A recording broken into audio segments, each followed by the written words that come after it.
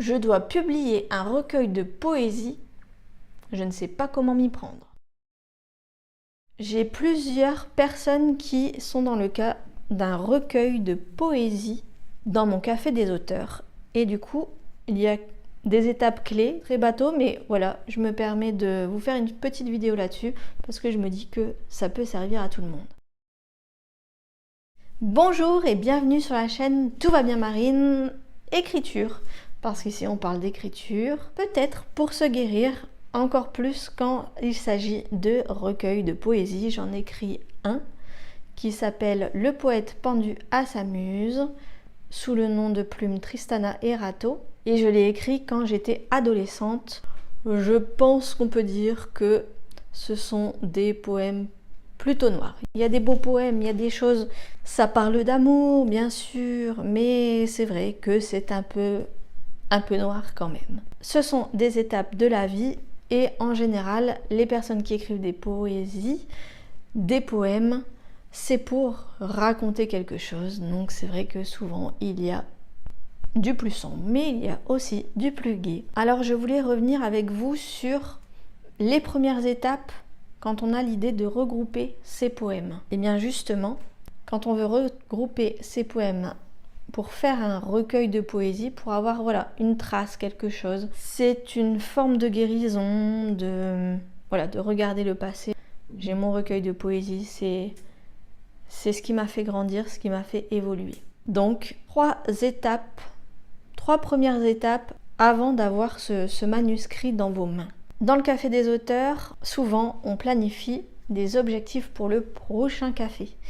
Et les premiers objectifs que l'on a planifiés avec les personnes qui étaient dans le cadre d'un recueil de poésie, eh bien, c'est tout simplement, oui, ce que je dis c'est bête, mais il faut le dire quand même, rassembler les poèmes. Bah oui, parce que souvent on a écrit des poèmes sur une serviette papier au restaurant, sur un vieux cahier d'école, sur un papier qui traînait, peut-être dans un petit cahier que l'on réserve à ça, peut-être que l'on a recopié déjà quelques poèmes à l'ordinateur ou qu'on les a enregistrés en podcast sur un magnétophone, je ne sais pas. En tout cas, la première étape, ça va être de les rassembler, de tous les avoir et pourquoi pas de les mettre sur ordinateur, de tous les retaper.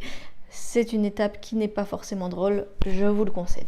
Ensuite, deuxième étape, et là peut-être que c'est un conseil qui va vous aider, mais après avoir regroupé les poèmes, il va falloir peut-être leur donner un ordre et donc peut-être imaginer grouper par thème, par période, par saison, par chronologie.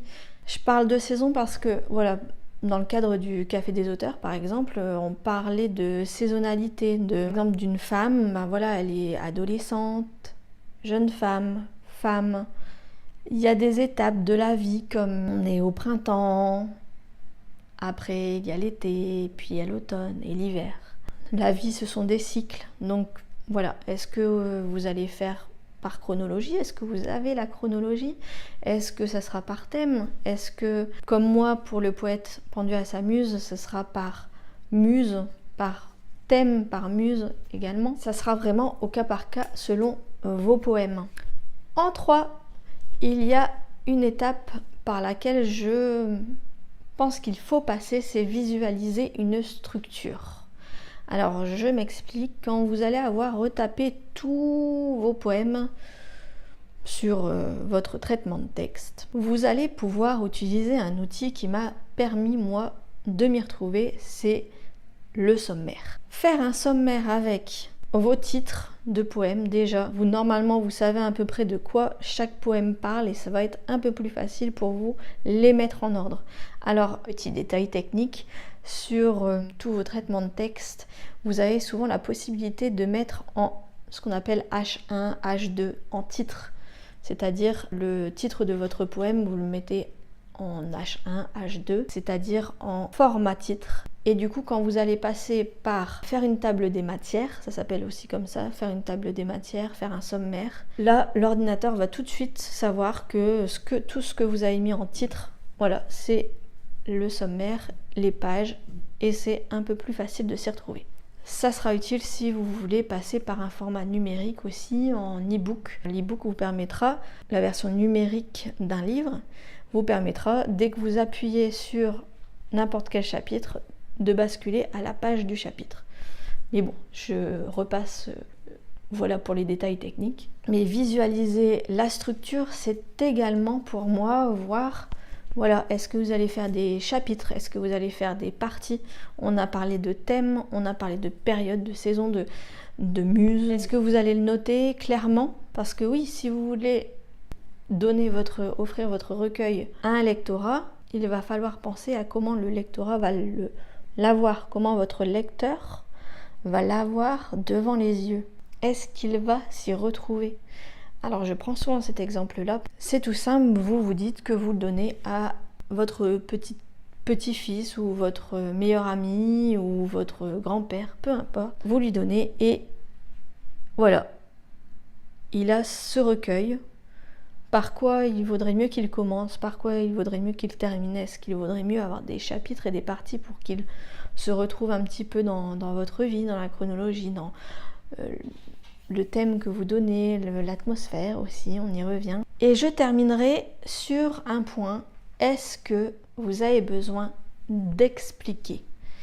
Est-ce que vous avez besoin d'une petite note préalable pour expliquer à votre lecteur pourquoi vous écrivez ce livre?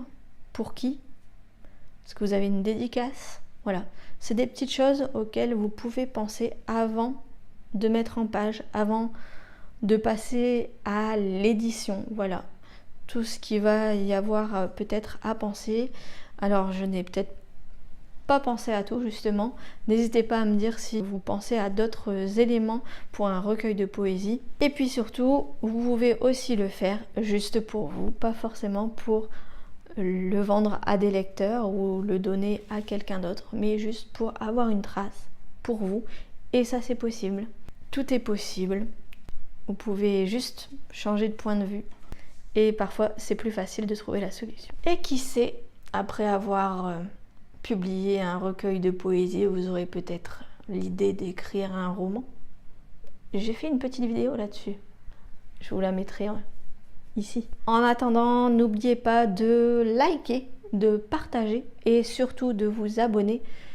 Comme ça, on produit encore plus de contenu et on va plus loin dans cette belle communauté qui aime l'écriture.